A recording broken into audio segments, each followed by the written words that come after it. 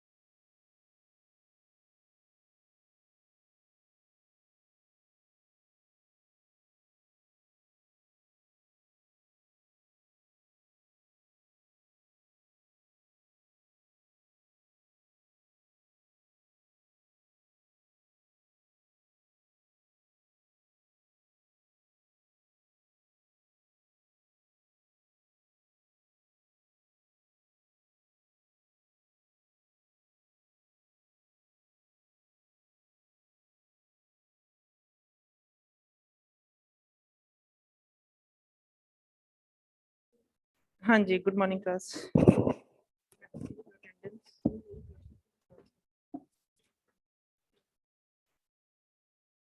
Role number 1 9 10। Ma'am 1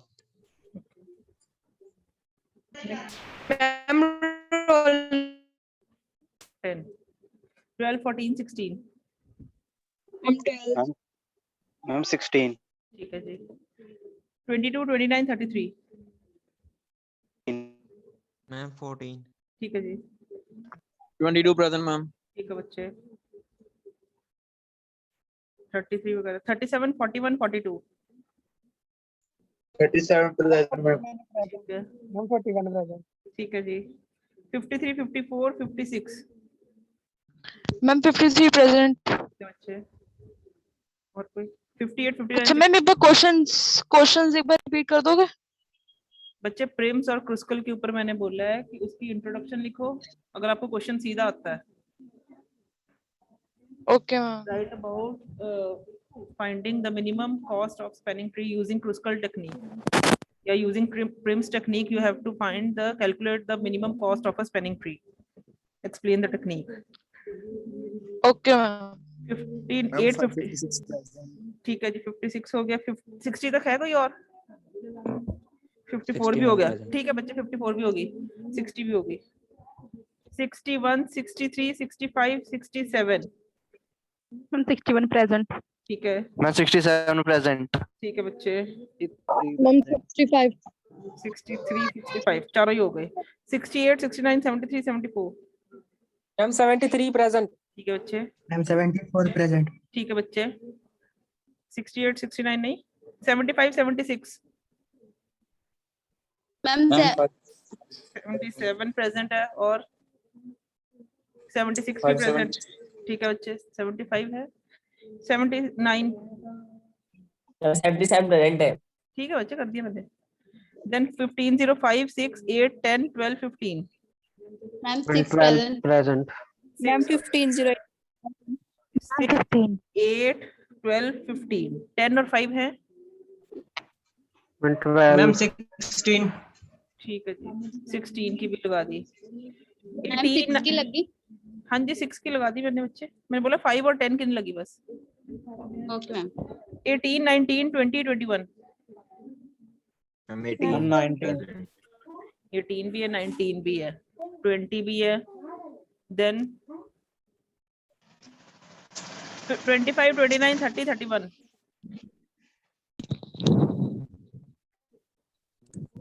कोई नहीं है, देन 32 33 35 36 मैम 33 दिवाकर कुमार। ठीक है जी, 35. ठीक है बच्चे, 43 44 45 46 47 43 present. मैम। 43 है, 45 है और 47 भी है और 46 ठीक है जी, और कोई 44 में 44 ठीक है जी। बस अब एक बार सुन लो प्रेजेंट कौन कौन है। रोल नंबर 1 10 12 14 16 22 37 41 53 54 56 60 then 61 63 65 67 73 74 76 77 15 06 15 08 15 12 15 15 15 16 15 18 15 19 15 20 15 33 15 35 15 43 44 45 46 47 ये प्रेजेंट है। ठीक है, कोई रहता तो नहीं इनके अलावा? चलो फर्स्ट ऑफ ऑल मुझे ये बताओ कि मैंने जो आपको एक काम दिया था रिगार्डिंग सोवेनियर एंड रिगार्डिंग या प्लेसमेंट ड्राइव्स, तुम्हारी डिटेल्स चाहिए थी मुझे, personal details in that particular format, जो मैं ऑलरेडी 2-3 दिन पहले का मैसेज कर चुकी हूँ। मुझे रिस्पॉन्सेज नहीं आए सारे, ऐसा क्यों? जब आप लोगों को मैम कोई मैंने काम, आपको मेल मैं बता रही मैंने हूँ, आपको मेल सेंड कर दी। मेरे पास जिनके रिस्पॉन्सेज हैं I just let you know. Roll number 9 10 12 14 16 37 41 42 53 56 58 60 61 67 75 79 15 06 15 08 15 10 15 15 15 16 15 20 15 21 15 33 35 43 44 45 46 47 इनकी डिटेल्स मेरे पास हैं। इनके अलावा मेरे पास किसी की डिटेल्स नहीं है। बच्चे on Tuesday one of the companies is going to have a placement drive with you people. ठीक है, तो उसके लिए हमें ये डिटेल्स चाहिए। If you are going to submit the details to me by today itself तो इट्स फाइन, वरना हम ये सारा का सारा डाटा उनको सेंड कर देंगे। वो आपको कैसे कांटेक्ट करते हैं, क्योंकि थ्रू ऑनलाइन प्रोसीजर ही मैक्सिमम पॉसिबिलिटी है कि वो आपको कांटेक्ट करेंगे। कोई मीटिंग कंडक्ट करनी है, उन्होंने क्या करना है, हमें बस उनको डिटेल्स देनी है, हमारा काम इतना है। The same procedure is followed for rest of the companies also. Ma'am हाँ जी, मैम मुझे पता नहीं है इसके रिगार्डिंग, थोड़ा एक्सप्लेन क्यों? कर दो क्या है। मैंने आपसे पर्सनल डिटेल्स आपकी मांगी है जस्ट, कि आपकी class name, email address, phone numbers, क्योंकि you are diploma holder. Qualification तो देखो अभी सबको पता, आपकी जो डिटेल्स हम आगे सेंड करेंगे, you are diploma holder, accordingly companies आपको विजिट करेंगी। ठीक है ना, वो तो बात की बात होती है जब तुम इंडिपेंडेंटली डिसीजंस लेते हो, आगे जॉब्स के लिए, प्लेसमेंट्स के लिए जाते हैं, तो तुम्हें अपनी क्वालिफिकेशन भी मेंशन करनी पड़ती है। For this time if you are a student, तो अगर आप बीटेक स्टूडेंट भी होते हैं तो बीटेक क्वालिफिकेशन ऑटोमेटिकली आपकी होल्ड कर जाती है आपके साथ। The same is for diploma. No doubt 6 semester is pending but still they will treat you as a diploma student.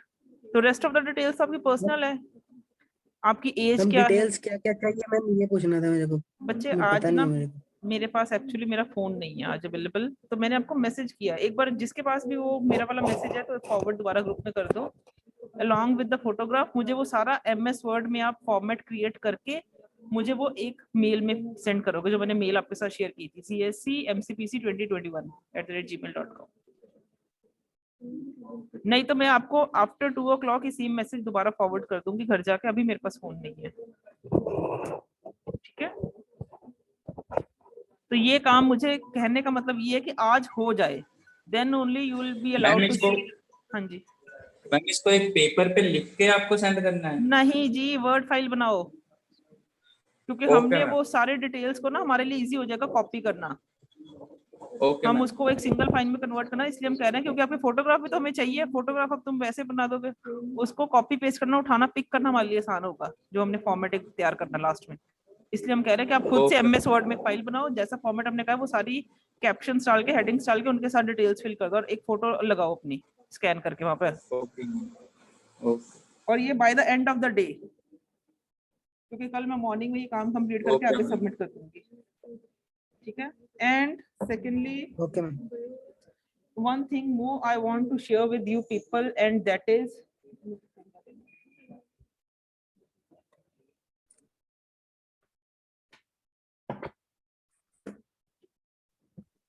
आप लोगों के लिए एक अच्छी खबर है, तो आई will be sharing with you people.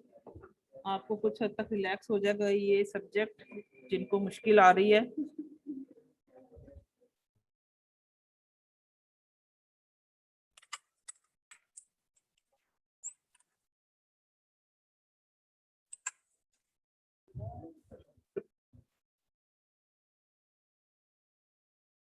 हाँ जी, this is a thing I want to share with you people. Is the screen visible to you people? Yes ma'am. आपकी बुक आ गई है ईगल्स की। This is the book by Lalit Goyal and Rajiv Puri. In this book you will be having your entire syllabus, जो आपका part है, जितने आपके एल्गोरिथम्स वगैरह हैं और जो आपका कंसर्न सिलेबस है। ठीक है, तो I recommend you to purchase this book. अगर आपको कोई डिफिकल्टीज हो रही है, आपको नेट सोर्सेज सफिशिएंट नहीं लग रही है, आपको डिफिकल्टी हो रही है उनको मैनेज करने में, these are the 6 chapters जो आपका पार्ट है। ठीक है, and this is the syllabus, we'll be having entire year of practicals also in this book।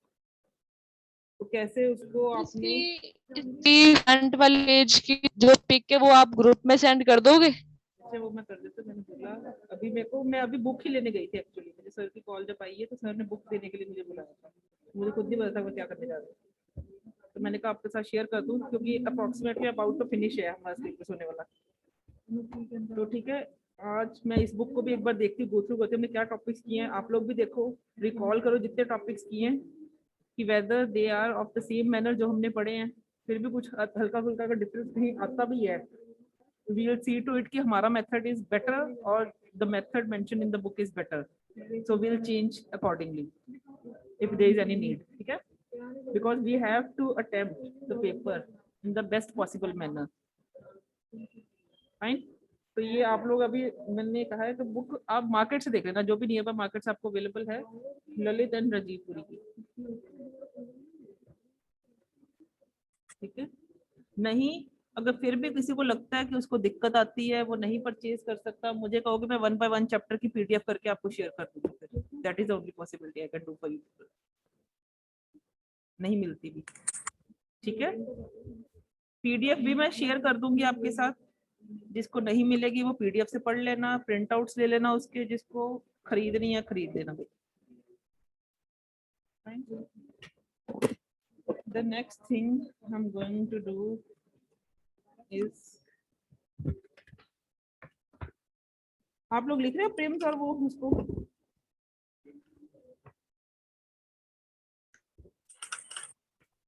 प्रेम और उसको लिखना शुरू करो। Then I'll be discussing with you the next thing।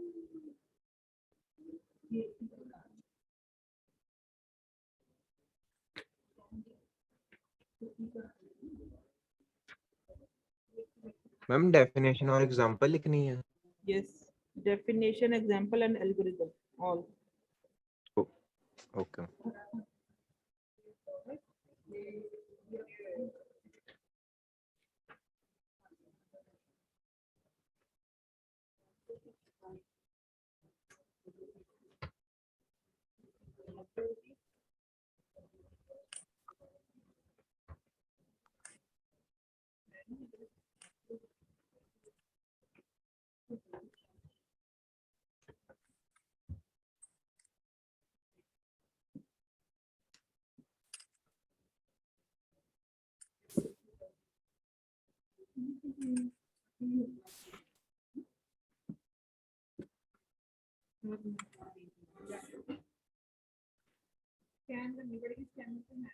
Excuse me ma'am.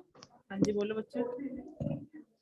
Ma'am दोनों के एल्गोरिदम से वो पर समझा दोगे, मुझे समझ में नहीं आया जो नेट से निकाले थे। नहीं समझ आए, छोड़ो, अभी एग्जांपल लिखो, क्योंकि इस बुक में ना एल्गोरिदम में देख रही हूँ उन्होंने डिटेल्स में चले गए, एज कैलकुलेशन में चले गए वो लोग कि ओके कैसे एज को लेके उसको डिस्कार्ड करना है या एक्सेप्ट करना है। तो हम इसको एक बार देखेंगे, algorithm दोबारा देखेंगे क्रिस्टल और प्रिंसिपल एल्गोरिथम।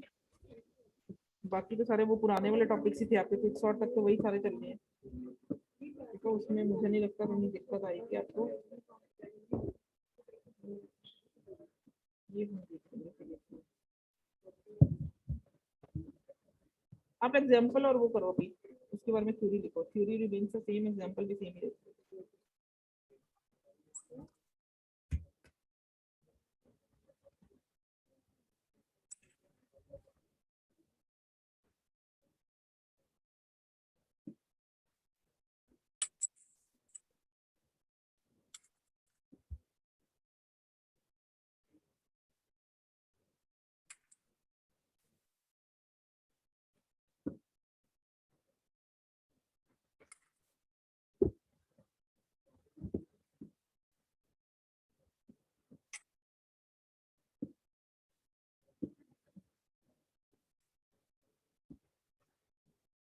अगर फिर भी किसी पॉइंट पे आप लोगों को लगता है ना कि इस बुक के एल्गोरिदम्स ज्यादा मुश्किल है, हमने जो किया आसान है, you can go with that also.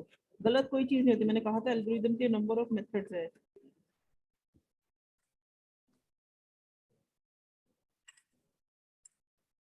है सिमिलर से, थोड़ा बहुत लिटिल बिट डिफरेंस के साथ ना आपको लगेगा कि वो कुछ अलग है, हमारा कुछ अलग है वो सेम ही। हीप सॉर्ट भी मैंने देख लिया, मर्ज सॉर्ट भी देख लिया, क्विक सॉर्ट भी देख लिया, अप्रोक्सीमेटली सेम ही है सारे ये।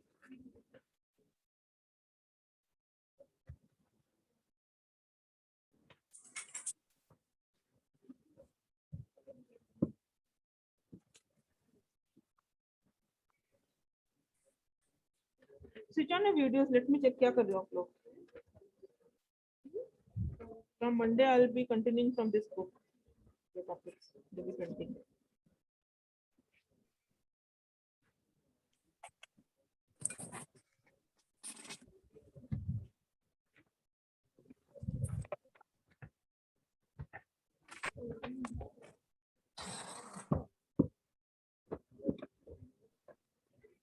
नोटबुक शो करो मुझे, नोटबुक से कैमरा मूव करो।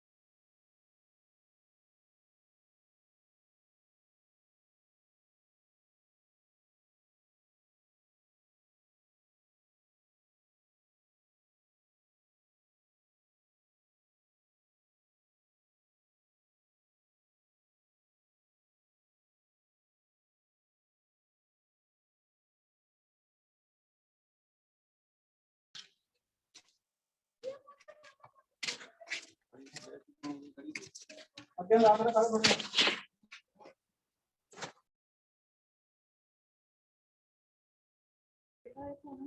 आपको ना इनकी चैप्टर वाइज पीडीएफ शेयर करूंगी ना, ये 3 छुट्टियां अब आपके पास आएंगी, फ्राइडे सैटरडे संडे। पिछले सारे चैप्टर्स को भी एक बार रीड आउट जरूर करना, चेक करना कि आपको कितना आता है कितना नहीं, कैसे अटेम्प्ट करना है। जिस भी टॉपिक में डाउट लगेगा इन बिटवीन मुझे बताते रहना। Okay ma'am. मैम थोड़ी सी ना प्राइम एल्गोरिथम में कंफ्यूजन थी। इसमें prime algorithm.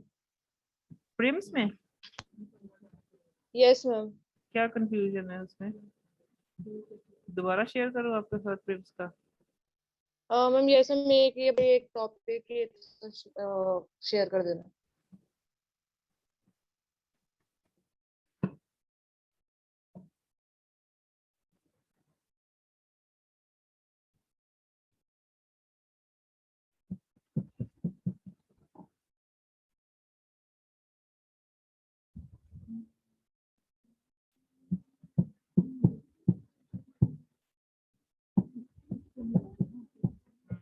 Let us take this example.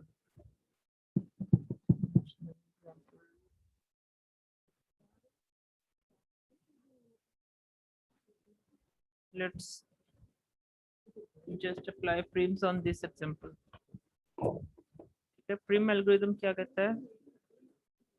Mister prim ने ढूंढा था, इसलिए प्रिम्स नाम है इसका।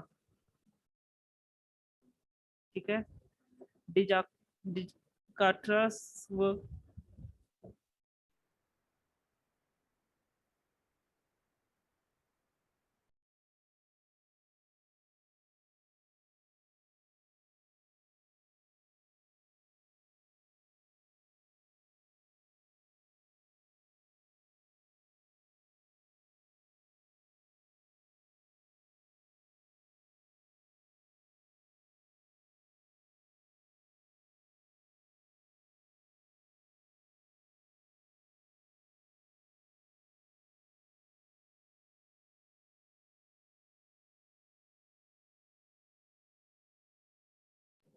he started with the procedure starts with the starting of an arbitrary vertex and added vertices to the minimum spanning tree as per the rules. Rule क्या कहते हैं? Find the cheapest vertex. Cheapest here refers to the minimum cost of the vertex.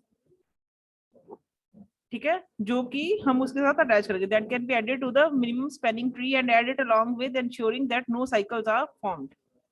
यही हमारा काम था। सबसे पहले कोई भी आर्बिट्री वर्टेक्स चूज कर लो। He start with an arbitrary vertex या रैंडम वर्टेक्स और ऐड करने वर्टिसेस को किन रूल्स के अकॉर्डिंगली कि उसका वेट कम होना चाहिए सबसे पहले, एंड वो साइकिल फॉर्मेशन ना करे। This is the main rule. Secondly, cheapest vertex is obtained by using a priority queue while maintaining set of visited vertices. जितने vertices visit किए हैं उनके बेस में जितने available edges है उनकी priority queue बनानी है। Will disallow any loops. It will not allow any loops. जैसे for example हमने start किया, we'll start with the arbitrary vertex 60, this node. ठीक है, इस node के हमारे पास available edges क्या हैं? ये 60 और 10. But my choice is to choose the cheapest edge. Cheapest edge here refers to the edge 10. जब ये 10 edge को मैंने select कर लिया, then the next possibility is ये node open हो गया। अब इस node के basis पे ये edge भी है मेरे पास, ये edge भी है और ये edge तो already था। इन तीनों में cheapest find करना है। That I'll be going with 30. 10 select करने के बाद उसने 30 को choice किया। अब 30 के बाद क्या, ये 50 भी अवेलेबल था, 60 तो था ही, अब 70 40 भी ओपन अप हो गए, तो it will go with the 40 node. Next में ये देखो, अब 40 के बाद सारे एजेस अवेलेबल हो गए क्योंकि सारे नोड्स एक्सप्लोर हो चुके हैं। इसके लिए 70 ओपन था, इसके लिए 50 ओपन था, इसके लिए 60 ओपन था, इसके लिए अब 20 भी ओपन हो गए। तो 20 will select and this is the final minimum spanning tree by moving from this node to this with the use of 10 edge, this to this with 30 edge, this to this with 40 edge, this to this with 20. This is the minimum cost of a spanning tree by moving like this in this direction. Is that okay? No, करना कुछ नहीं, choice आपकी बढ़ती रहेगी, मतलब आपके पास जो पिछली चॉइस है वो खत्म नहीं होगी नेक्स्ट मूव पे। तो आपकी जो प्रायोरिटी क्यू की यहाँ पे भी बात कर रहे हैं ना, प्रायोरिटी क्यू की क्या बात करते हैं, जैसे कोई एक नोड है, जैसे फर्स्ट नोड ही था आपका 60, जब आप फर्स्ट नोड पे थे तो आपके पास चॉइस क्या थी, 10 की और 60 की। This is your priority queue, क्योंकि आपने मिनिमम कॉस्ट है ना, तो प्रायोरिटी आपने 10 को देनी है, लेकिन लूप्स नहीं बनने चाहिए। तो 10 के साथ मेरी लूप नहीं बन रही थी, मैंने 10 की एज को फॉर्मेशन दी, ठीक है। तो 10 एज जब फॉर्म हो गई, ये तो खत्म हो गया, इसको खत्म कर दो। अब नेक्स्ट प्रायोरिटी क्यू क्या है, ये नोड की वजह से मेरा 30 ओपन हुआ, 50 भी ओपन हो गया एज, तो मैंने प्रायोरिटी बनाई 30 की, देन 50 की, और 60 मेरे पास ऑलरेडी है। 30 के ऐड होने से लूप बन रहा है नहीं, अगर लूप बनता तो मैं इसको छोड़ के 50 पे प्रेफरेंस देती, फिर चेक करना था कि 50 के ऐड करने से लूप तो नहीं बन रहा। अगर 50 के ऐड करने से भी लूप बन रहा है तो 50 को भी छोड़ के फिर 60 लास्ट ऑप्शन था। बट वन और the other thing makes the connection between the rest of the vertices. ऐसा नहीं है कि तीनों नोड्स लूपिंग बनाएंगे, ऐसा कभी भी नहीं हो सकता। एक ने लूपिंग नहीं बनानी, हम उस चीज को चूज करेंगे, और फर्स्ट कम फर्स्ट सर्व जो नहीं लूप बनाएगा। जैसे 30 नहीं बना रहा, मैंने 30 को चॉइस दे दी। अब 30 नोड की चॉइस, 30 एज की चॉइस के बाद ये नोड ओपन अप हो गया, इस नोड के साथ ये 70 और 40 के एज भी ओपन हो गए। तो मैंने पहले 40 को प्रायोरिटी देनी है, फिर मैंने 50 को देनी है, फिर मैंने 60 को देनी है, फिर मैंने 70 को देनी है। तो मेरी चॉइस किसकी थी, 40 की। तो मैंने 40 एज को प्लॉट किया, जब 40 एज को प्लॉट किया, साइकिल नहीं बन रहा, ये नोड भी ओपन हो गया। इस नोड के साथ 40 तो ऑलरेडी बन चुका है, तो सिर्फ एक एज रह गया 20 वाला। अब मेरी प्रायोरिटी क्यों क्या बने, 20 की, 50 की, 60 की और 70 की। अब इनमें मैंने प्रायोरिटी देनी है 20 को, जो कि लूप फॉर्मेशन अभी नहीं कर रही।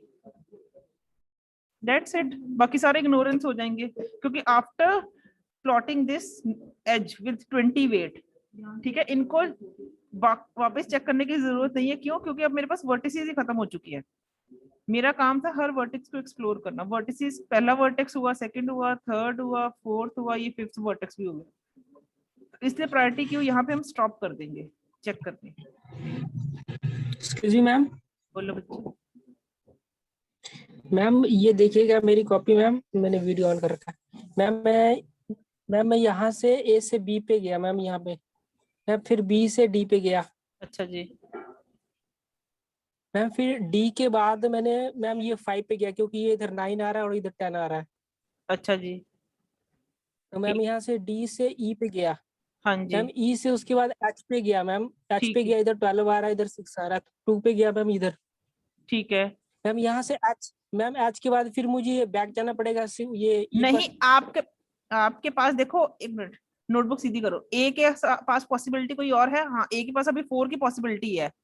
आपने ये H2A जो ए वाला है ना, A2, ये कौन सा नोड लिखा सेंटर में, आई थिंक 4 एज मैम ये 4, हाँ ये वाला, ये बीच में बच्चे सेंटर में। हाँ ये क्या है, डी है ये डी है। हाँ, A to D D का 4 वेट है ना, ये पॉसिबिलिटी अभी आपके पास थी, क्योंकि आपने 1 चॉइस ले ली हुई है। Yes ma'am, yes ma'am, yes. ठीक है, उसके बाद डी के बाद आपने 3 की चॉइस ली थी, 5 भी ले ली हुई है आपने Yes, डी ma'am. की, लेकिन 10, 11 और ये 3 जो लेफ्ट हैंड साइड पे ई की तरफ मूव कर रहा है, या जो भी वेट लिखा आपने, Yes, ये ma'am. मतलब कहने का हर नोड की जितनी चॉइसेस अभी लेफ्ट आउट है वो भी आपके पास पॉसिबिलिटी है। तो उस बेसिस पे प्रायोरिटी क्यू बनाओ। आप प्रिम्स कर रहे हो ना? Yes ma'am. ठीक है, तो प्रिम्स में आपके पास वही तो मैंने अभी बना के दिखाया आपको, प्रायोरिटी क्यू आपके पास कैसे टाइम टू टाइम बनती रहती है। Getting my point? Just a minute, let me just draw it on the board. जैसे आपने बनाने की कोशिश की ना, जैसे आपका ये एज है, लेट इट बी ये एज है, ये सेंटर में आपने यहाँ पे बनाया, यहाँ पे बनाया, यहाँ पे बनाया, then you go for this like this. If you are plotting a graph, let it be these are connected in multiple ways. अब अगर आपने इस एज को चूज किया फर्स्ट ऑफ ऑल, तो this edge is pending, this circular one, मैंने इसको P लिख दिया, ये एज पेंडिंग में है। ठीक है, अगर यहाँ पे पहुंचने के बाद you have chosen this edge and this edge also, ये डन हो चुकी है। लेकिन इस एज के साथ ये भी था एज जो आपने नई चॉइस ली, लेकिन ये पेंडिंग में चला गया। द सेम Yes, जब यहाँ पे गए, ये सारे पेंडिंग में जाते जाएंगे वन बाय वन, जैसे ये नेट नोड्स ओपन अप होंगे। ठीक है, तो उसकी प्रायोरिटी क्यू में आपने चेक करना है क्योंकि वो वेट्स के अकॉर्डिंगली उसकी प्रायोरिटी क्यू बनती रहेगी। अब जो मिनिमम वेट है, अगर वो लूप फॉर्मेशन नहीं कर रहा, then you can go for that priority, that edge first, क्योंकि एक्टिव सारे एजेस हैं वो, but in the okay ma'am. sequential form, in the form of priorities, their priorities। अगर ये पहला वाला मैम जो loop- पेंडिंग में पड़ा मैम मैम जो पेंडिंग में पड़ा हुआ है उसको मैम हम पहले कंसीडर करेंगे मिनिमम को। हाँ जी, उसमें मिनिमम, अब वो ये वाला एज भी हो सकता था, A to H वाला, ये भी एज हो सकता मिनिमम, तो ये प्लॉट हो जाएगा। लेकिन हमने ये माइंड में रखना है, ये फिर लूप बना देगा मैम। वो इसलिए ना क्योंकि ये नोड कवर हो चुका है। ओके ठीक है, तो वो इसलिए वो डिस्कार्ड हो जाएगा। अगर ये मिनिमम वाला होता तो ये डिस्कार्ड हो गया, हमने नेक्स्ट पे जाना है, क्योंकि अब एक एज को तो प्लॉट करना ही है, तभी वो नेक्स्ट नोड को कवर करेगा। ठीक है, ओके मैम।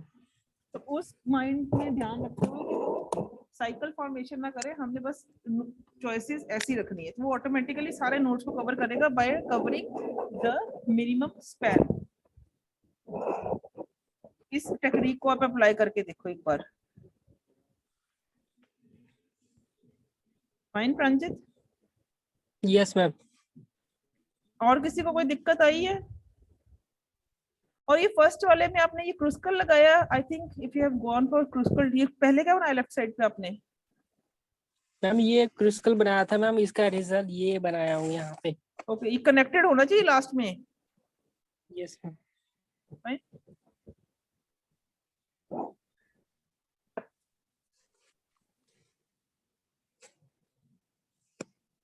मैम हाँ जी बच्चे बोलो।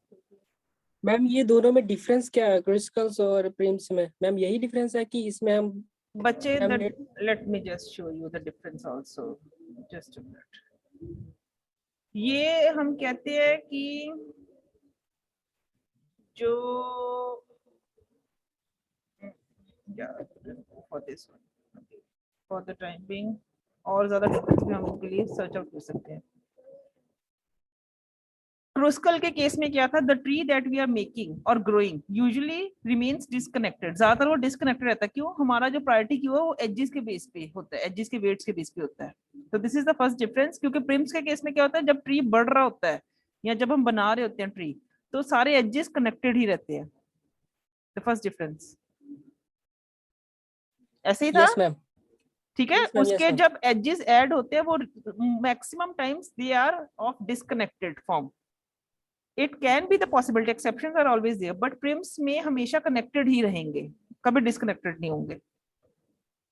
ठीक है, yes ma'am. Kruskal algorithm grows a solution from the cheapest edge by adding the next cheapest edge to the tree.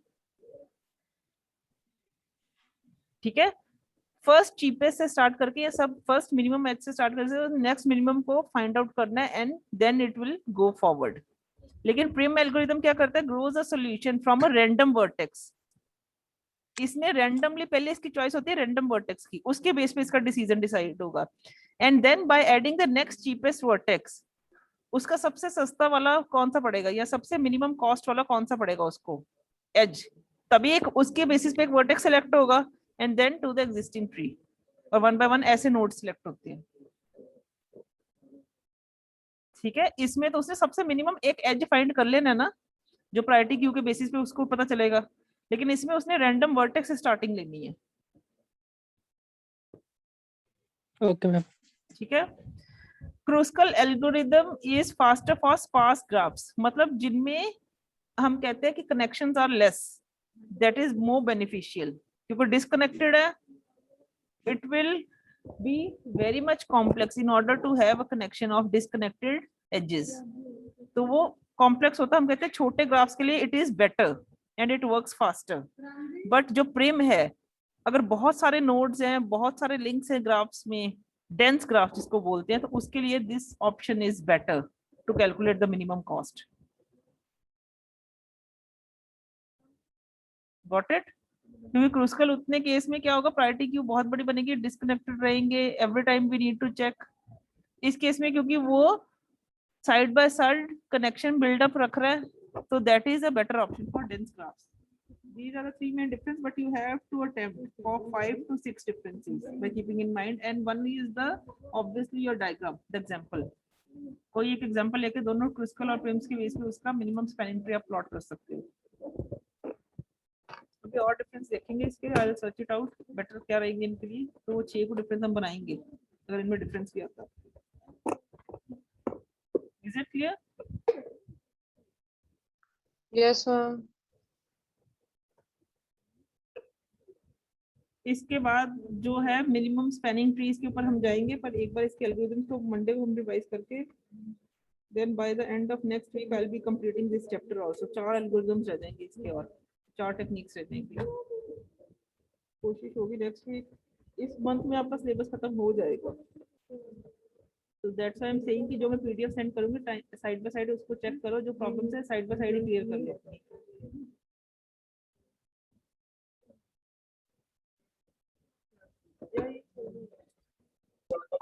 Class next lecture attend कर लो, टाइम ओवर हो चुका है। Thank you.